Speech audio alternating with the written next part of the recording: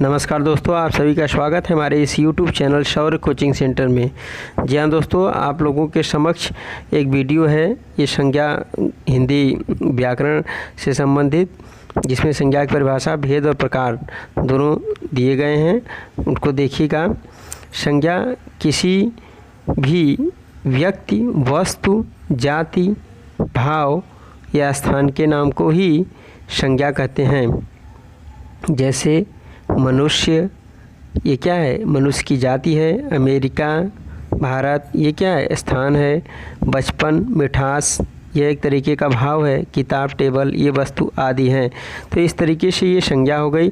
संज्ञा के भेद, संज्ञा के 5 भेद होते हैं।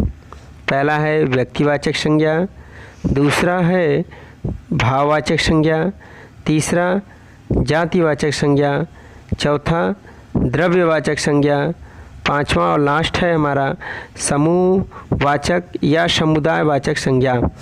इसमें कई समूह या कई समुदाय को मिल करके बनाए जाते हैं। इसके बारे में हम एक एक करके सबको देखेंगे। पहले व्यक्तिवाचक संज्ञा, उसके बाद भाववाचक, जातिवाचक, द्रव्यवाचक और समूहवाचक क्रमशः देखेंगे। तो पहले नंबर पर हम चलते हैं, व्यक्तिवाचक संज्ञा के बारे में देख लेते हैं। व्यक्तिवाचक संज्ञा किसे कहते हैं? जो शब्द केवल एक व्यक्ति, वस्तु या स्थान का बोध कराते हैं, उन शब्दों को व्यक्तिवाचक संज्ञा कहते हैं। जैसे भारत, चीन, ये दोनों देश हैं और स्थान का नाम है। किताब, साइकिल वस्तु हैं। सुरेश, रमेश, महात्मा गांधी व्यक्ति आदि हैं। तो यह एक व्यक्ति विशेष के बारे में बात हो रही है, इसलिए व्यक्तिवाचक संज्ञा हो गई। और देखिए, व्यक्तिवाचक संज्ञा के उदाहरण में तो देख लीजिए, रमेश बाहर खेल रहा है। दूसरे नंबर पर उदाहरण है हमारा महेंद्र सिंह धोनी क्रिकेट खेलते हैं। तीसरे नंबर पर उदाहरण है मैं भारत में रहता हूँ। नेक्स्ट, महाभारत एक महान ग्रंथ है। पांचवा और लास्ट हमारा उदाहरण है अमिताभ बच्चन कलाकार हैं। तो ये व्यक्तिवाचक संज्ञा के उदाहरण थे। पहले नंबर पे रमेश बाहर खेल रहा है, दूसरे में महेंद्र सिंह धोनी क्रिकेट खेलते हैं, मैं भारत में रहता हूँ, महाभारत एक महान ग्रंथ है, अमिताभ बच्चन कलाकार हैं। तो ये थे उदाहरण व्यक्तिवाचक संज्ञा के। अब देखिए, ये जो उदाहरण दिए गए हैं, इसमें आपको हम बता दें कि वाक्यों में जो रमेश, महेंद्र सिंह धोनी, भारत, महाभारत व अमिताभ बच्चन संज्ञा शब्द कहलाएंगे। और क्यों कहलाएंगे?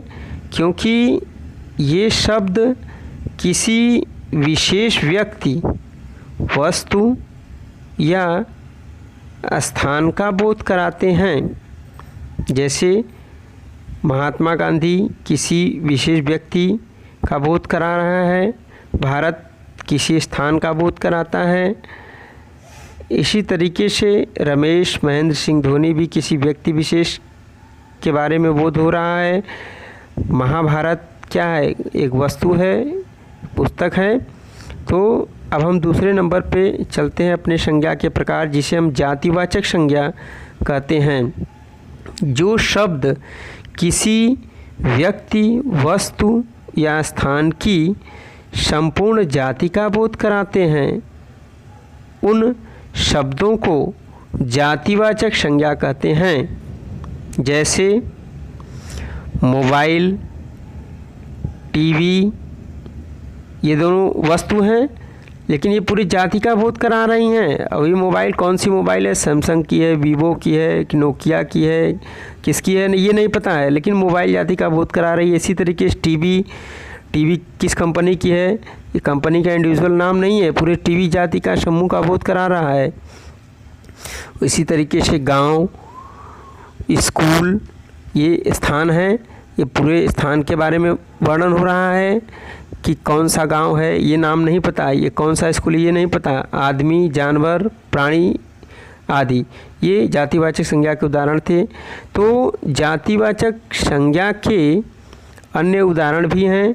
देख लीजिए, ये वाक्य सेंटेंस बनाए गए हैं। पहला है, स्कूल में बच्चे पढ़ते हैं। तो स्कूल में बच्चे पढ़ते हैं, इसमें देखिए स्कूल में बच्चे हैं तो बच्चे में लड़का भी हो सकता है, लड़की भी हो सकती है। कोई इसी इंडिविजुअल की बात नहीं हो रही, पूरे बच्चों के समूह, जाति का बोध हो रहा है। दूसरा एग्जाम्पल है, बिल्ली चूहे खाती है। तो बिल्ली किस चूहे को खा रही है, मोटा चूहा है, पतला चूहा है, कैसा है, काला है, भूरा है, इसमें किसी का पता नहीं चल रहा है, क्योंकि बिल्ली ही केवल चूहे को खा रही है। पेड़ों पर पक्षी बैठे हैं। तो यहाँ पे कौन से पक्षी हैं, ये पक्षी का पता नहीं है, पूरे पक्षी जाति का बोध करा रहा है। तो इस तरीके से दिए गए वाक्यों में बच्चे, चूहे, पक्षी, ये क्या है, जातिवाचक संज्ञा के शब्द कहलाएंगे, क्योंकि ये किसी विशेष बच्चे या पक्षी का बोध न करा करके सभी बच्चों व पक्षियों का बोध करा रहे हैं। तो इस तरीके से यह बात तो आपको समझ में आ ही गई होगी कि जिसमें पूरे जाति का बोध हो उसे हम जातिवाचक संज्ञा कहते हैं। अब हम अपने संज्ञा के तीसरे प्रकार भाववाचक संज्ञा की तरफ चल रहे हैं। तो भाववाचक संज्ञा की परिभाषा देख लेते हैं। जो शब्द किसी चीज़ या पदार्थ की अवस्था, दशा या भाव का बोध कराते हैं, उन शब्दों को भाववाचक संज्ञा कहते हैं। जैसे बचपन, बुढ़ापा, मोटापा, मिठास आदि। तो इसमें देखिए भाव प्रकट हो रहा है कि बचपन कैसा है, बचपन है, बुढ़ापा है, मोटा आदमी है कि पतला है, मिठास है कि कड़वा है। तो इसमें एक तरीके का भाव, मतलब जो शब्द किसी चीज़ या पदार्थ की अवस्था, दशा या भाव का बोध कराते हैं, उन्हें हम भाववाचक संज्ञा कहते हैं। जैसे देखिए, हम कुछ उदाहरण आपको दिखाते हैं भाववाचक संज्ञा के। पहला है हमारा उदाहरण, ज़्यादा दौड़ने से मुझे थकान हो जाती है। तो इसमें देखिए थकान का हम केवल अनुभव कर रहे हैं और उसके भाव को प्रकट कर सकते हैं कि हमें थकान हो गई है या हम थक गए हैं। दूसरा एग्जाम्पल है, लगातार परिश्रम करने से सफलता मिलेगी। तो लगातार परिश्रम करने से सफलता मिलेगी, यह हम भाव को प्रकट कर सकते हैं। तो ये दिए गए वाक्यों में थकान से थकने का भाव और सफलता से सफल होने का भाव व्यक्त हो रहा है, इसलिए ये क्या है, भाववाचक संज्ञा के शब्द हैं। तो ऐसे ही भाववाचक संज्ञा के अन्य शब्द भी होते हैं जिससे केवल भाव को ही प्रकट किया जा सकता है। वो शब्द भाववाचक संज्ञा के अंतर्गत आते हैं। चौथे नंबर पे हम चल रहे हैं अपने, जिसे हम बोलते हैं द्रव्यवाचक संज्ञा। जो शब्द किसी धातु या द्रव्य का बोध कराते हैं, द्रव्यवाचक संज्ञा कहलाते हैं। यानी जो शब्द किसी धातु मतलब जिससे कोई भी चीज़ बनाई जा सकती हो या कोई द्रव्य हो जिसको तौला जा सके, ऐसे बोध कराने वाले शब्दों को द्रव्यवाचक संज्ञा कहते हैं।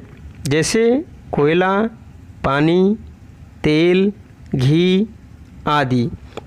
अब इसमें ध्यान देने वाली बात यह है कि द्रव्यवाचक संज्ञा के कुछ उदाहरण हैं, देखेंगे तो आपको समझ में आएगा। इसमें मेरे पास सोने के आभूषण हैं। तो देखिए, सोने का आभूषण बनाया जा सकता है।